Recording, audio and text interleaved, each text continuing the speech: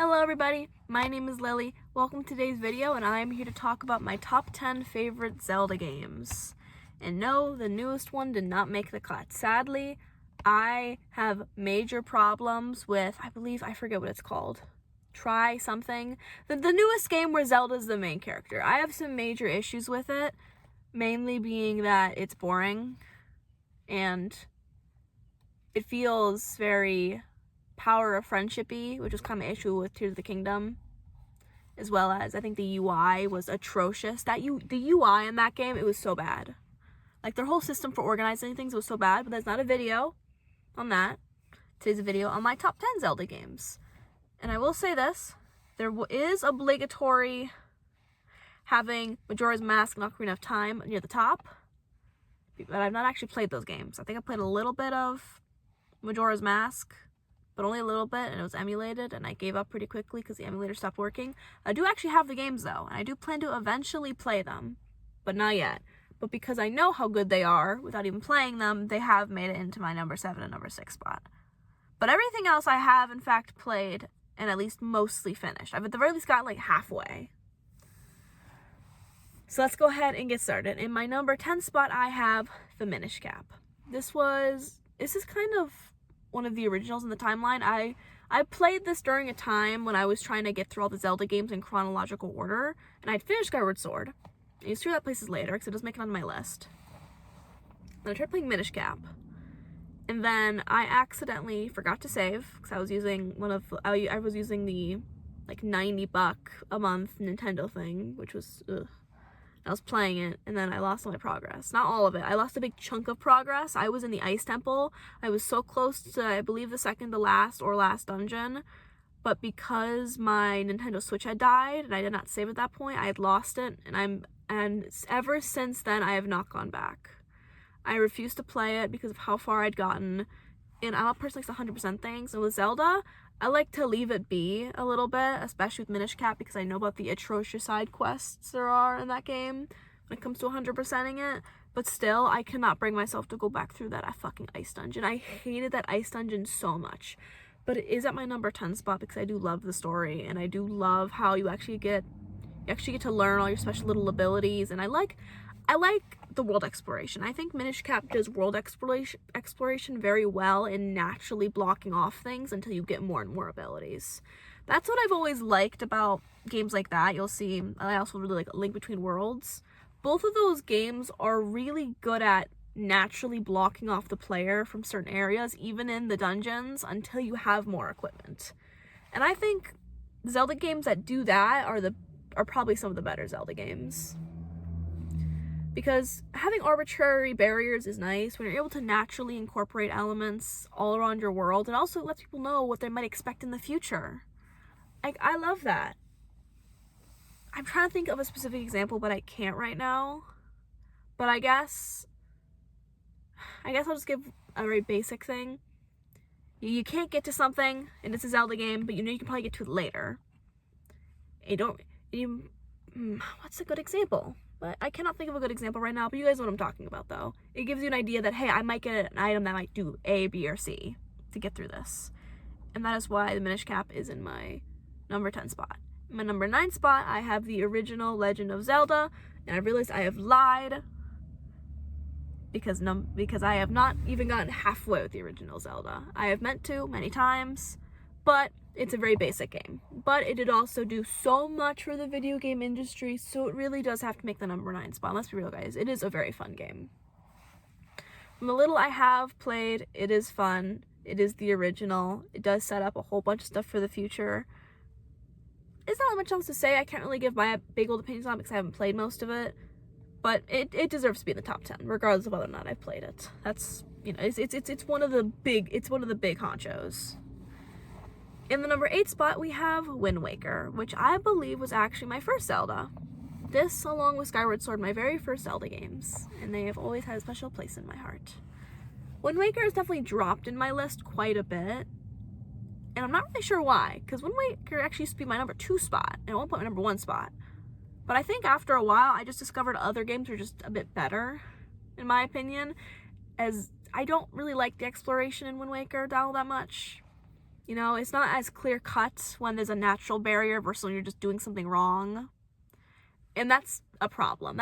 It's great when there's natural barriers and you can tell natural barriers and you can tell you have to come back with a different item. But Wind Waker has an issue where it's not always natural barriers. Sometimes you're just doing something wrong and you don't know what. And the islands are just not that interesting in my opinion.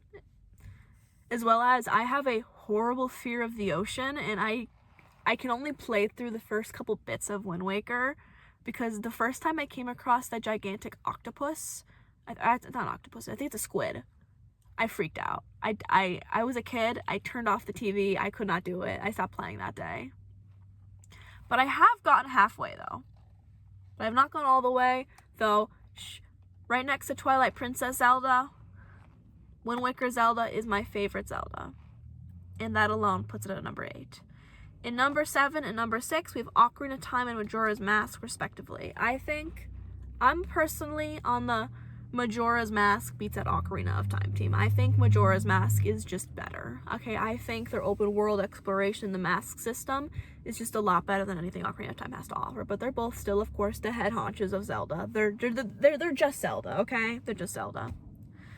In the number 5 spot, we have Twilight Princess.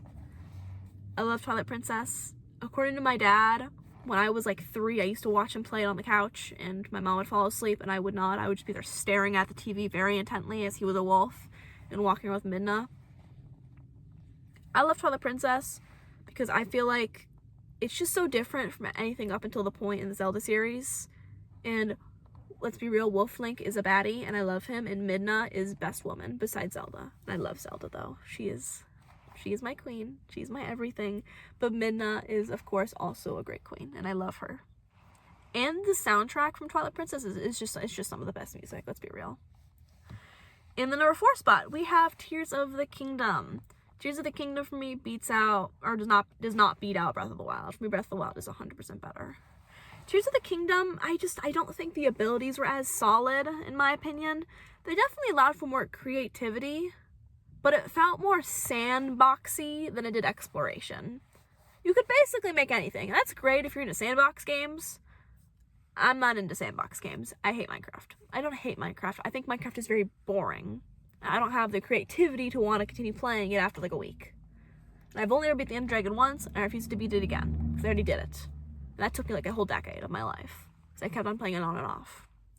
But I don't like sandbox games. And Tears of the Kingdom is way more sandboxy than it is adventure, and I'm just not the biggest fan of that.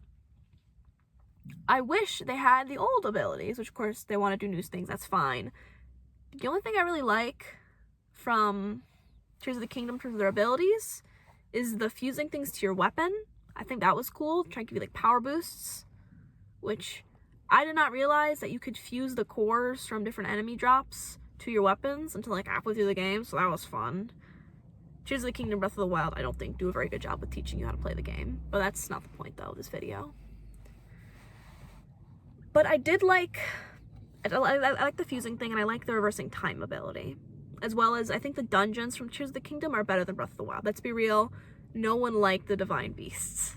Those were very boring and just not that fun. I like the uniqueness of Tears of the Kingdom, but I'll be honest, it just does not play the same way for me, regardless of its funness.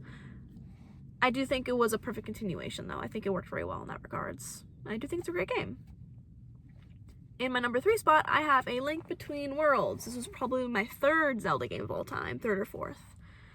And I hope I got that one right, because I always mistaken A Link Between Worlds and A Link to the Past, and I know it's not A Link to the Past, it's A Link Between Worlds. It's the one where you go in between Lorule and Hyrule, and I love that game because of how much stuff there is to it.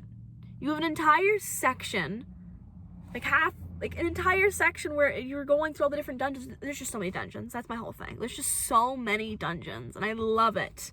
I love me some dungeons. I love dungeons. And A Link Between Worlds has so many dungeons, and I love the side quests when you have to find little squid things everywhere. It's just great because you think you're done. You know, you've gone through all the different dungeons, you think you have everything, you have all the different abilities, and then nope, you're in a whole different world, and you have to redo everything, and it's so much cooler. And I could go on and on forget about Link Between Worlds because I decided to replay this as an adult, and it took me only a week because I blazed through it because of how much I loved it. I played it every minute I could. I think it's beautiful. I love you, Link Between Worlds. Though I will say, of course, Zelda's a little bit bland there. I like my games where Zelda is her own woman and not just a figurehead. But sadly, that's what she's supposed to be for most of the games. But that's okay. But that is one of the reasons why I love my number 1 spot. You guys have probably noticed I said this game earlier, but it's yet to come up. My number 1's... Nope. We're on number 2. I messed it up. We're on number 2. Number 2, Breath of the Wild. I messed that up. It's okay, though. It's okay. I get so excited when talking about the number 1 spot. I get a little bit too chatty. But Breath of the Wild is my number 2 spot. I was like everybody else when it first came out. It was like, whoa, what is this? Because it was such a big departure from the other Zelda games. It went fully open world in a way you could never imagine. Sure, a lot of the games are kind of open world-ish. Breath of the Wild really did take that to a whole new level in a way that made sense. Of course, the Divine Beasts kind of sucked, and they all had to be kind of samey because of that reason, and that's kind of the issue with Tears of the Kingdom too.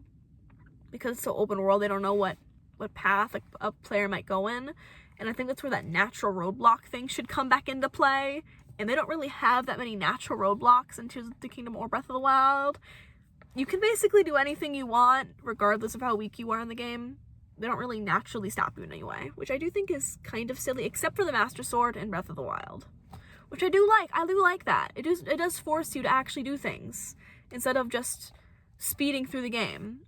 I do think natural roadblocks are very important, and that is one where I wish Breath of the Wild did a little bit more for itself. It's a little bit too open world, I would say.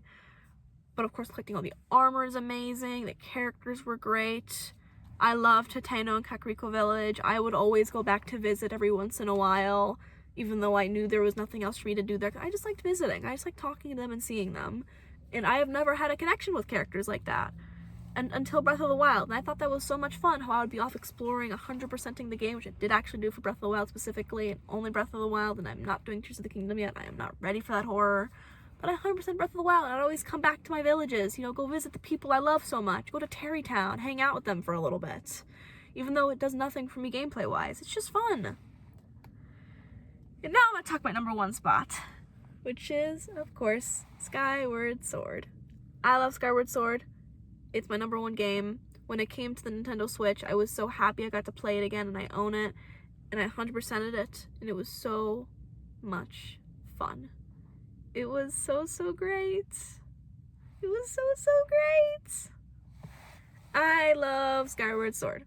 I think for me it's just the origin story. I think Zelda is at one of her best points in the first one because she is the first Zelda. She is the first one to have to carry on the burden for basically the rest of life and the rest of time holding back evil. She is the first one to do it and accept her fate from the goddess Hylia. And she actually has personality, though. Let's be real. A lot of the Zeldas are bland and boring. She at least has some personality. Maybe not a whole lot, but she has some. And I love her dress. I like her white dress when she's going through and training with Impa. Very first Impa. I love her so much. I love Impa. She's so great. I love that dress. I love her dress when she's still a village girl. And I think it really does give you a good idea of what's happening and what happens for the rest of time. And we get to see what the first Zelda looked like. And we know that she would eventually become a part of the cycle of Princess Zelda and then the hero of whatever. The hero of the kingdom or whatever. The hero of Hyrule. I love it. I think I just love a good origin story. And for me, Skyward Sword really is the perfect origin story. What is Ganon? Just the embodiment of evil constantly resurrecting him. Or sometimes it's not even Ganon. Sometimes it's just... Actually, I always forget the difference between if Ganon or Ganondorf is the one that's humanoid and then the other one's the pig. One of the two is the monster, okay? I'm gonna go with Monster Ganon and non-Monster Ganon. And I just love it how it shows us the original was Demise, the embodiment of evil. And when the embodiment of evil was always destroyed, he was like, no, you cannot get rid of me. You cannot get rid of evil that easily.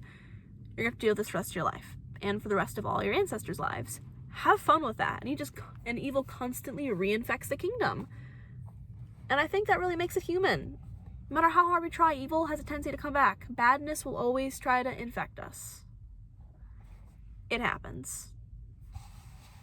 And we need to constantly fight for what we love and what we care about.